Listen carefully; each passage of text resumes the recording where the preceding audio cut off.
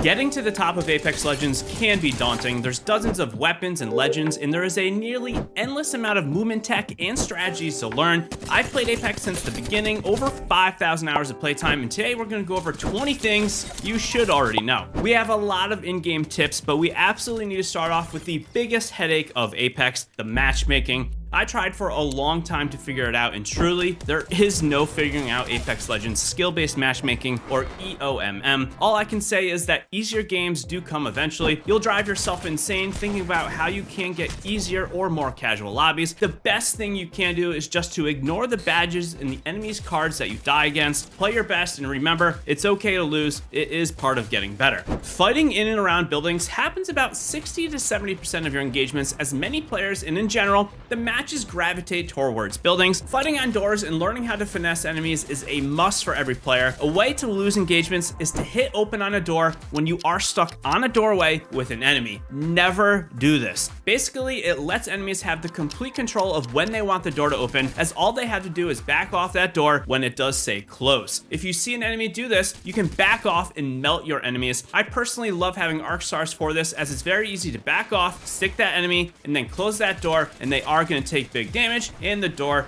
is going to then open and break apart. Speaking of taking damage, the sooner you prioritize shields, the better you're going to be. Shields are always the first resource you need to be using, and the resource you will be using the most. It's logical. Your shields get hit before health, and thus you need to be holding more batteries and cells than medkits and syringes. One thing I have been realizing a little bit more recently is that if you are in a bind, you can skip syringes entirely if you do have 2 medkits. However, you should never take more than 4 syringes and 2 medkits. It's just unnecessary, as most enemies' death boxes are already going to have white heals. For the controller players out there, we need to talk about sensitivity in your aim settings. I have played over 5,000 hours on the classic aim curve in Apex because as a 33-year-old boomer gamer, I've played a lot of shooters, probably somewhere in the range of 50,000 or more hours. For other titles, there has not been a lot of options in the past, but we do now have so many choices, and I just a few weeks ago swapped over to linear, and the day I swapped, I played 10 to 15 hours of mixtape, and I have been using the firing range a ton, so really within 2 to 3 days, I felt an immediate increase in my ability to shoot enemies and my overall capabilities. For someone that has played so much time in an FPS game, to see this type of improvements just from changing my settings in a couple days is something that I cannot recommend enough for everyone to use. It's also the reason why 95% of pro players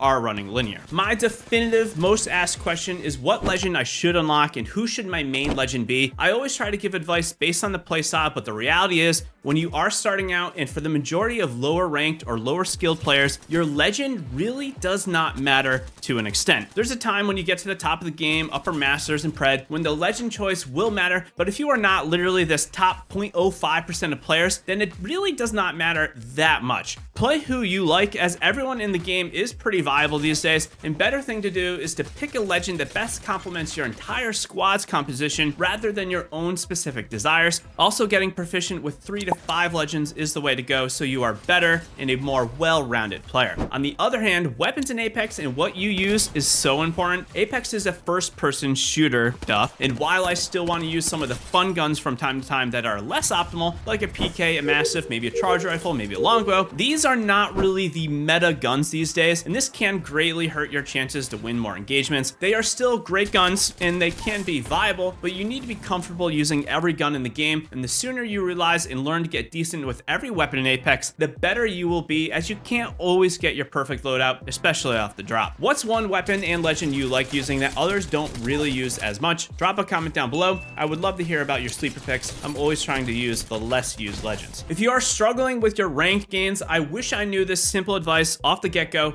as ranked can be fun but also pretty frustrating. If you want guaranteed gains, basically anyone can hit platinum with the right mindset. You need to fight one team off the drop and then one team at endgame. 6 KP in a top 3 can literally carry you all the way to masters. 3 KP, so a fight off the drop and then like an 8th place, can basically carry you to platinum. Avoid fighting in the mid game if possible. Prioritize getting the best positioning in the ring as early as you can. Fighting mid game is an absolute mess, and more than likely you're gonna get third party. So this one has a slight star next to it, but but playing solo queue no fill actually isn't going to help you get better to a certain point. I often see this advice getting thrown around, and while soloing Apex is great to learn how to take on multiple enemies and solely rely on yourself, it's not going to make you better if you can't, say, pull a 1.25 KD or get out of gold. You need a baseline skill to be able to pull off solo queue no fill. Once you have this, then yeah, it can be a great way to improve and push yourself a little bit farther, but for the most part, it's not the ticket right away. And those who are asking if you should solo queue no fill, you probably aren't at the right place if you even have to ask this question. You know what does help you improve? Playing ranked, playing with a dedicated team, and playing against players who are at equal skill or slightly better. If you constantly play against people who are worse, you're not really going to improve. A training routine I honestly do not see many others using is to throw Horizon's tactical lift onto dummies in the firing range. This is a great way to practice fighting those pesky Horizons who are escaping in a lift, and it will give you a much more varied aim training routine. In addition to general firing range training, I try to do this a few minutes before every play session to get much better consistency in my shot. It sounds obvious, but I wish I knew the basics of sliding way earlier on than when I did learn it. When spectating, I can't often see players getting constant dead slides, and this is mostly because dead slides can occur in one of two ways. The way you probably know is that if you slide back to back too quickly, you're not going to go anywhere. Second to this is that if you are getting shot, believe it or not, if you are trying to traverse open areas and you're getting hit from afar as you try to sprint or slide, this is more than likely slowing you down, and you might not even be realizing it. Did you know from the early Apex days, a common myth was that heavy ammo slowed players down more than other types, and this is not true if you do still believe this 5 years later. Are you dropping hot, racing to a loop hill, and trying to get a weapon before an enemy? We've all been there, but one thing that I wish I knew much sooner is that when you open a crate, weapons are always on the left-hand side. So opening a box, look at the left-hand side and beat the enemy to getting your gun. Never land together. Not exactly, but if you land on the same loot piles or same building with your team,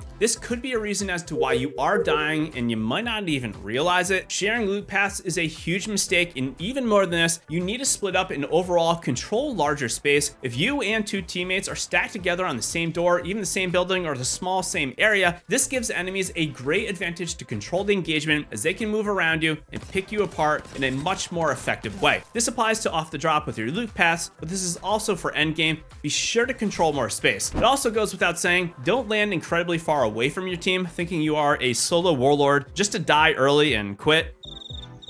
Don't do this. As with any shooter with a longer time to kill, such as Halo, Overwatch, and of course Apex Legends, utilizing cover and understanding your relation to the objects around you is a must. Fights can easily be lost if you are not sticking to cover like glue. Every moment in your Apex Legends experience needs to be intentional. Running through the open is necessary at times, but if you can, be thoughtful and really think about where you are moving. Will the enemy have sight lines on you when you get to that spot, or even during the rotation to that spot? Stick to cover, stop wide swinging, and play intelligently. And for the love of everything, do not ego chow an enemy in the open, hoping your gun skill is going to win that one-on-one. It's never going to work out the way you think it is. Oftentimes, when you watch pros, they might be doing all this cover utilization and it isn't really obvious. This brings us to the next thing you should already know, and it is that watching pro players or players who are better than you works and is an incredible way to learn more about the game without you even playing. However, don't get misled into thinking that you can do what they can do just because you're watching. Use this time of watching pros to more than casually just watch them for your enjoyment. Think about their play styles, their movements, and their priorities in game, and then adapt it to your current skill and improve. 5+ years in Apex Legends, and I still can't say how important grenades are. Carrying more batteries and ammo is always great, but if you don't have at least one grenade at all times, even with no bag, you need to rethink your priorities and looting strategy. My preference is frags, as they do the most damage and have some of the best utility in terms of playmaking. From skynading, you can roll them under doorways, forcing movement behind cover, or even physically displacing enemies, as health damage will cause enemies to get pushed based on the damage they take. A bonus tip is that you can swap grenades by hitting your grenade button twice. You shouldn't really ever have to open your inventory. Also, you should know by now that the lines next to the grenade icon on your screen indicates whether you are holding one type, no lines, two types with one line on the side, or three types with a line on each side of the icon. Back to actually learning about how to improve more rapidly than those you are going up against. not everyone can get better simply just by looting. You gotta be a little self-aware and really try to think about your looting habits. Are you looting one POI off the drop and then running to another POI to loot some more? Do you have weapons? If you answered both of these questions with a yes, then you are over looting and stunting your growth as a player. If it is ranked, this is one thing, but if you are pubbing it out, as soon as you get a weapon or two that is seemingly decent, you should be taking the fight to the enemy rather than trying to find the most perfect loadout and items and attachments. Also, if you want the best loot possible,